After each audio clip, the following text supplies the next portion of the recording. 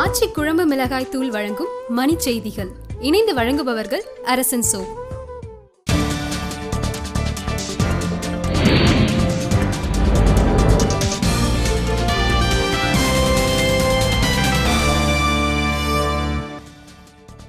Somalia கடற்கொள்ளையர்கள் தங்கள் கவனத்தை இந்திய கடல் பகுதியில் திருப்பியுள்ளதாக மனோகர் பாரிக்கர் எச்சரிக்கை.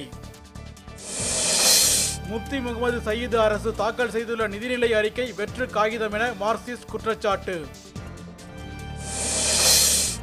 டெல்லி நாடாளுமன்ற வளாகத்தில் ஏற்பட்ட தீ விபத்துக்கு சதி செயல் காரணமா என காவல்துறையினர் விசாரணை.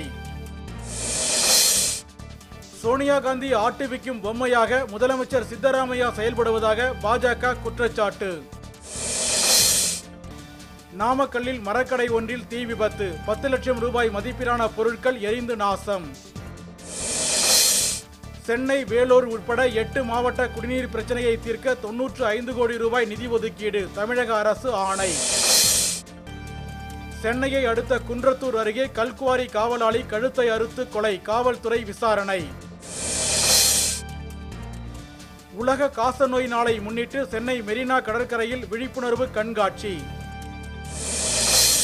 வாங்கிய கடனை திருப்பி தராத வழக்கு, வங்கதேச முன்னாள் பிரதமர் கலிதா ஜியா நேரில் முன்னிலையாக நீதிமன்றம் ஆணை. உலகக்கோப்பை மட்டைப்பந்து போட்டி முதல் அரையிறுதியில் நியூசிலாந்து தென்னாப்பிரிக்கா நாளை மறுநாள் மோதல். ஆச்சி குழம்பு மிளகாய் தூள் வழங்கிய மணி செய்திகள். இணைந்து வழங்கியவர்கள் அரசன் சோ.